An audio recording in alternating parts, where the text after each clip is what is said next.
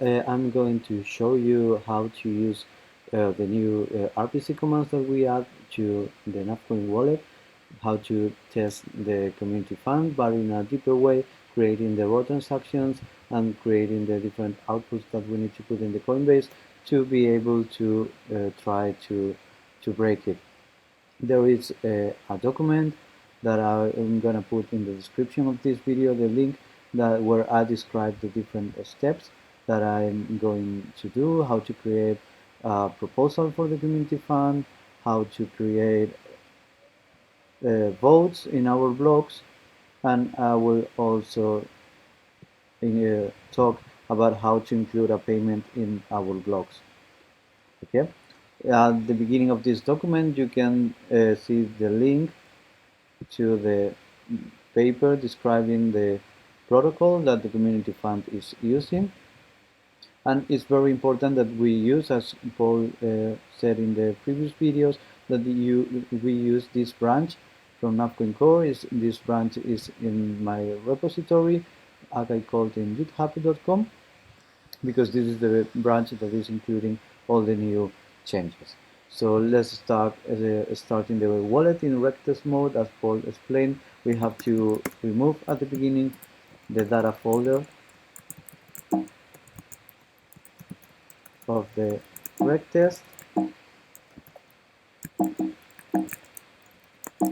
Okay, I don't have it because I already did it, but in your case you will probably have it.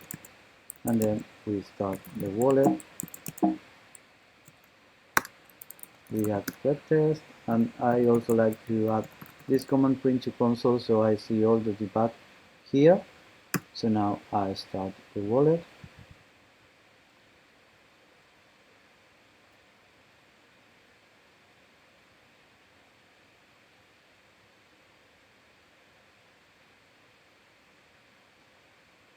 It took some time to synchronize the clock, but now it's going.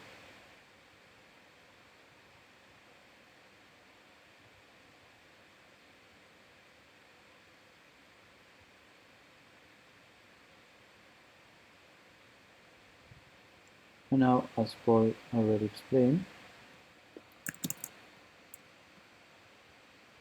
we are going to open the console because we are going to play with the RPC commands.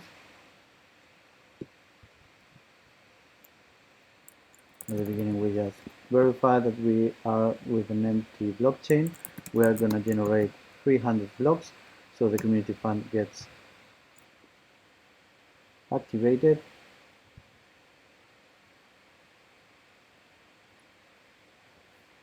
It's taking some time.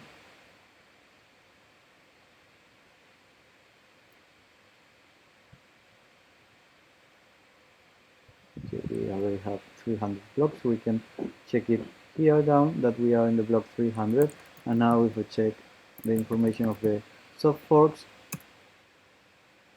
I will see that everything is activated, same with the community fund and also NTP sync. So we have like an environment pretty similar to mainnet. Now we are going to put some funds in the community fund.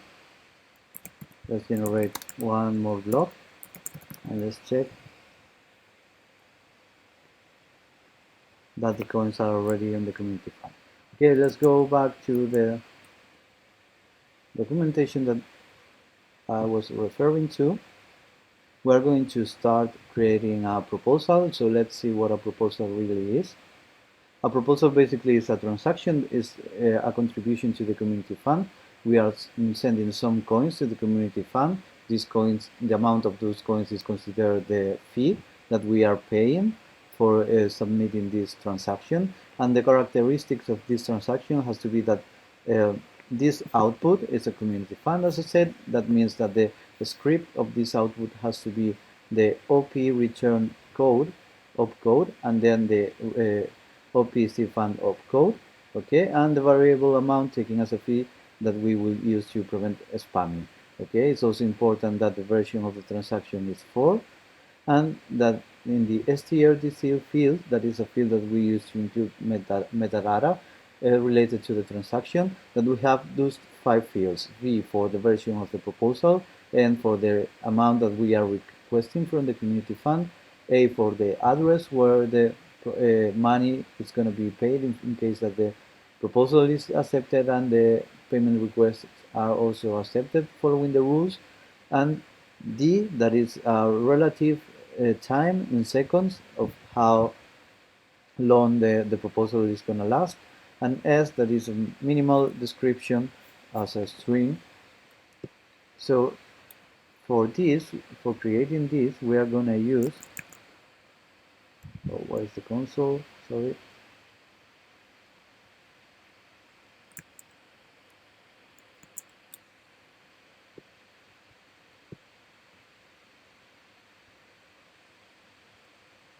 Sorry.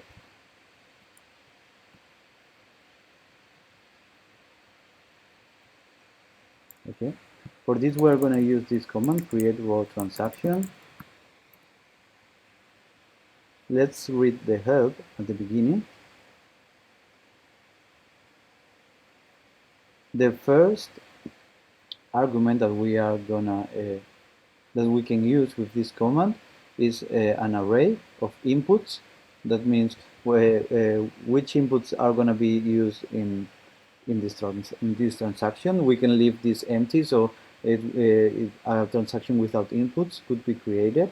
The second argument would be outputs. That is a dictionary where the keys are the destination of the output and the value is the amount that we are sending. If the key is an address, a valid NAV address for the network that we are using, then this will be translated to the corresponding script, to the corresponding standard script. But we can also inject arbitrary data. For example, we can put the hexadecimal hex codes, opcodes, and this will be used as a script. And the third argument is the strDCIL is the metadata that we can attach to the transaction. Here it's called unknown destination because historically has been used for this, for NAVTech, to include like the encrypted data that the NAVTech servers are going to decrypt in order to process the anonymous transactions that we were using. Then the fourth argument, by default, is the value is -1. Okay, if it is greater than -1, it means that instead of dumping the whole raw transaction, it will print only the raw data corresponding to the output or the input of the index that we are specifying here. That means if we put 0 here in the fourth argument, we would be dumping the first input or output from the transaction that we are constructing. Okay, and with the next argument here says 4, but it should be 5. What we do is we toggle between dumping the input or the output that is in the index that we specified with the previous parameter. Okay, and the result is the hex string, the dump of the transaction that we are constructing. For example, if we do something like this, create raw transaction, we are having a normal empty transaction. This we can decode it, and we see that is a transaction with version 3, with the current time, with empty strDCIL, with empty metadata because we didn't include nothing here, and with empty inputs and empty outputs. Okay, let's go back to the document that we were seeing. And to start, we need to include an output with this script op return opcfund. If you see my document, you see that in the example I'm using 6a c1 because 6a is op return and c1 is opcfund. Okay, in the example here I'm using 1. This is like a very minimal fee that I would be using.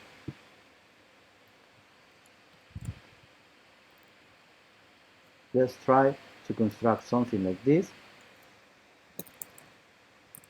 Transaction, empty inputs, C1 as a script for this output. that we are creating, and then 1 is the value. So we create this transaction. Let's decode it to see how it looks.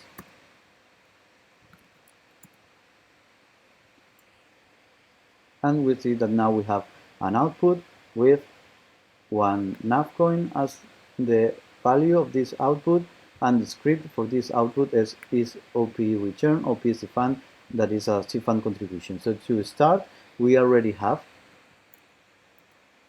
a transaction without inputs, but with one output. That is one of the requirements to create a proposal. Let's go back to the document. The next requirement is that the version of the transaction has to be 4.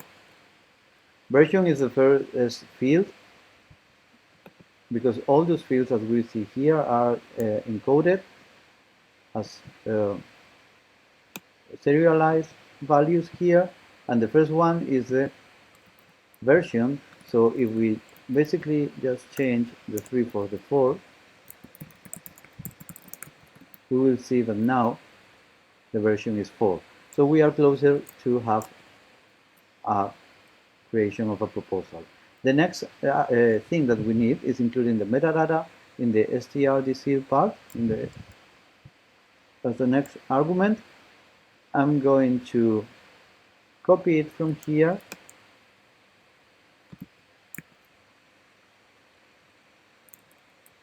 but I'm gonna use a real address that I can control here.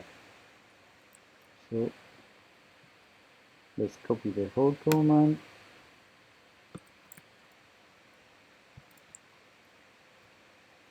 And let's substitute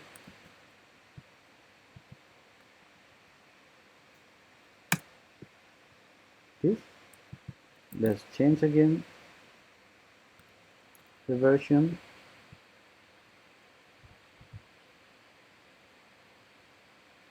We need 4 for a proposal creation.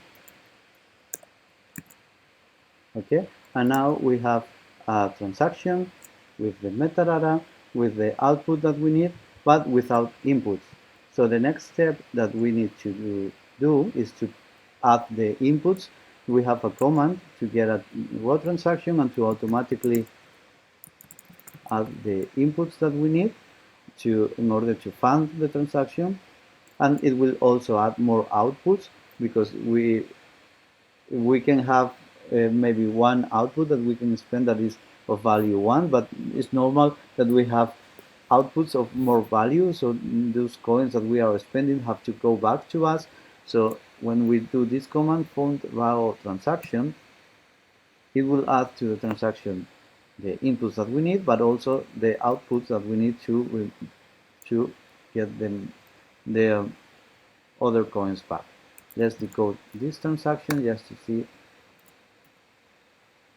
what it's doing.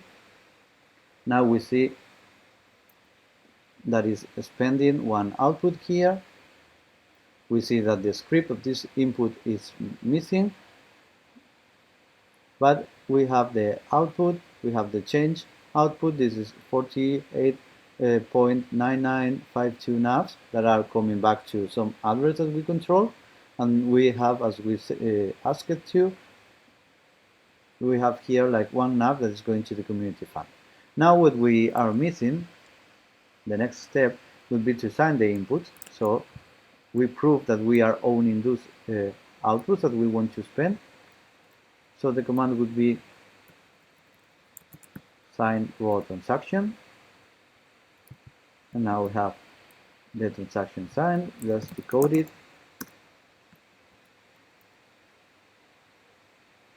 We can see here the signature. We see also the metadata. So the next step that we now have the full transaction. I'm going to turn the staking off. So the next step would be to broadcast the transaction. We have 2 ways to send transactions to the network. We can do it like with send raw transaction. Like this way, the transaction is going to be broadcasted to the other peers in the network. It's going to get into the mempool of those peers, and then whoever is mining the next block will include it in the next block if it passes the validation that this node is going to do of the transaction. Okay, because we are trying to break the community fund, and we want to try to break all the different validation methods that exist. We have also the option of including the transaction instead of sending it through the network to other peers, including it directly in the next block that we are going to mine. So we kind of bypass the check that other nodes do when the transaction is included on the network and is validated directly being read from the block. In that case, we would use this command for transaction. This is an array. We can include here many transactions, but now just to try, I'm gonna use send raw transaction.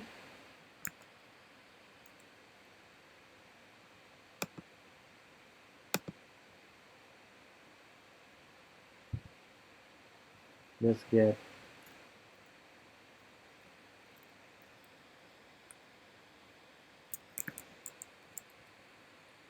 raw transaction that we created, and now here we have the TX ID of the transaction that we just sent. We need to generate, because now if we see the list of proposals, this is empty, but if, as soon as we generate one block, so this transaction that we send is included in a block, the proposal should be here. Okay, is as we've seen, sorry, a proposal of version 2 as we included. Description test is what we included in the metadata.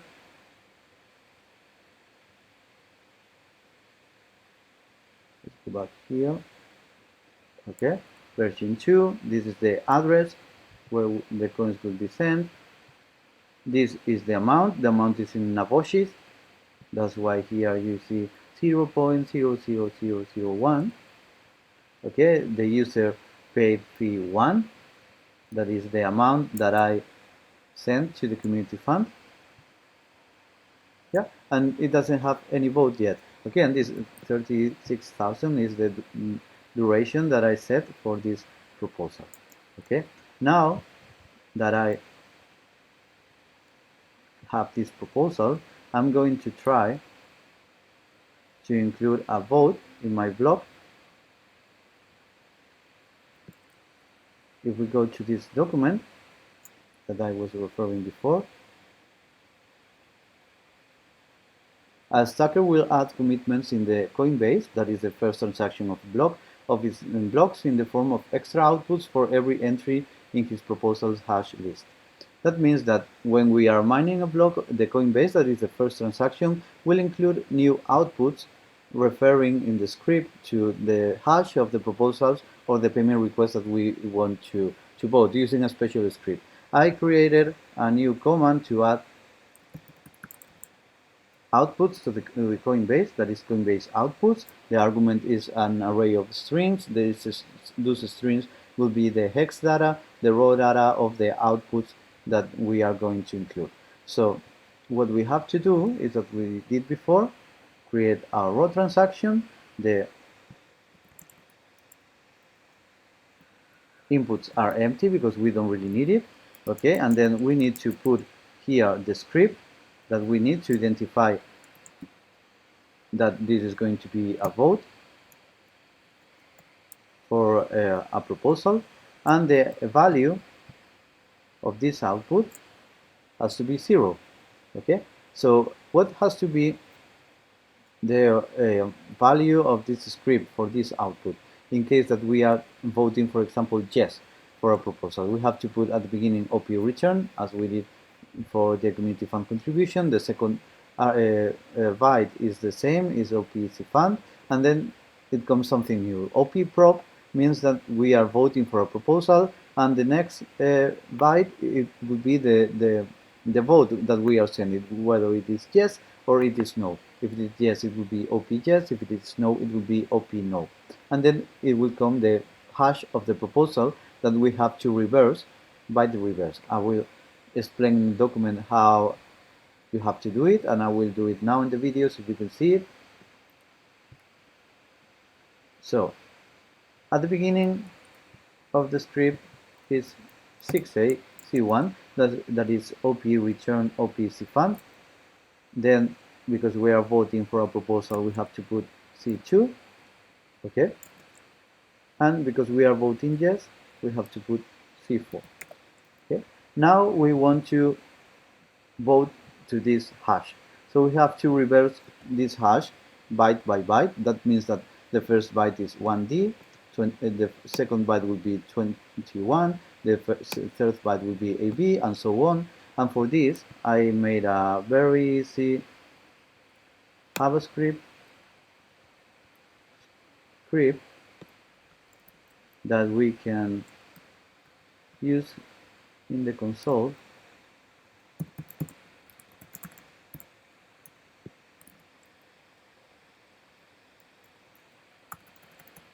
Let's substitute this with the real hash that we want to reverse.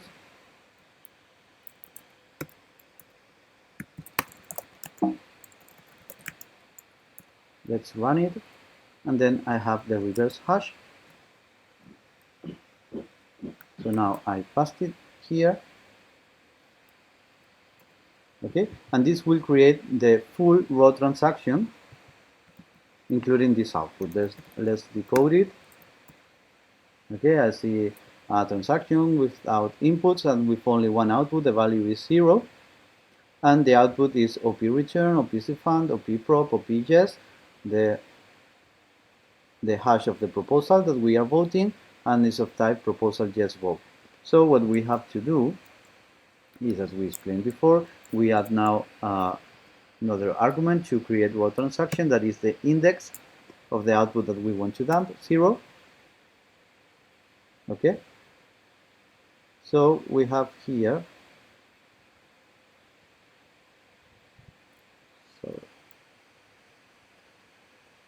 sorry, it's not working.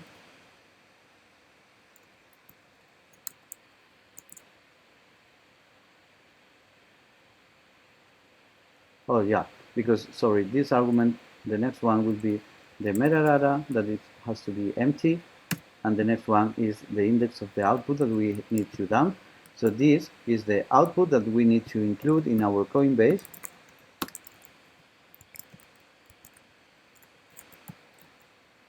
We put this here, okay, and then now the next block that we generate, let's list proposals to see it doesn't have any vote. So now when we generate one vote, one block,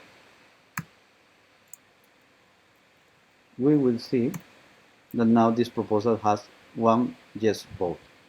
Okay, so this is the way that we can include manually votes in our Coinbase, so we can play with things out of normal or things that are not going through the validation that the RPC commands of the community fund are doing. So that means I'm explaining here how to do a valid proposal, how to create it. I'm explaining here how to include a valid vote in the Coinbase, but this is not what needs to be done in order to test the community fund. We have to try to do things wrong and try to break it. Okay. The next thing that I'm explaining here is how to include a payment in our blocks. For this reason, I'm going to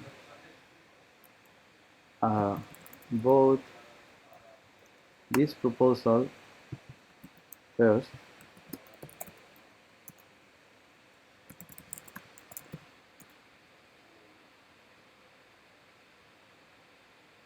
and then I have to create a payment request and also accept it.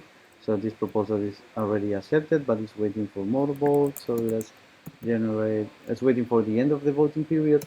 So let's generate more blocks.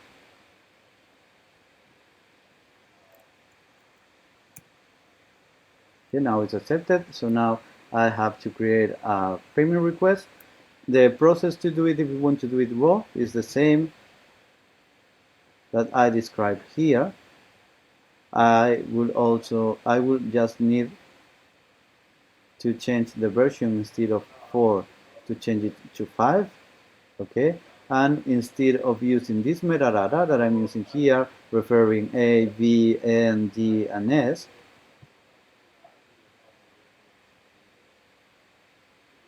I would need to use this structure, to use V for the version of the payment request, H for the hash of the proposal, the parent proposal that I'm referring to, and the amount that I'm requesting. S is a signature, is a proof of ownership. I have to sign this text that I have here, and I is a unique ID that I'm going to use to identify the proposal. I don't want to make this video super long. I think that with my first explanation of how to create a proposal uh, is enough. If you think that I should make another video on how to create a payment request, I can do it. You only have to maybe write here on the comments or in Discord or Reddit, and I can do it. But I think that it can be maybe a good exercise coming from the first explanation that I did, trying to do it by yourself.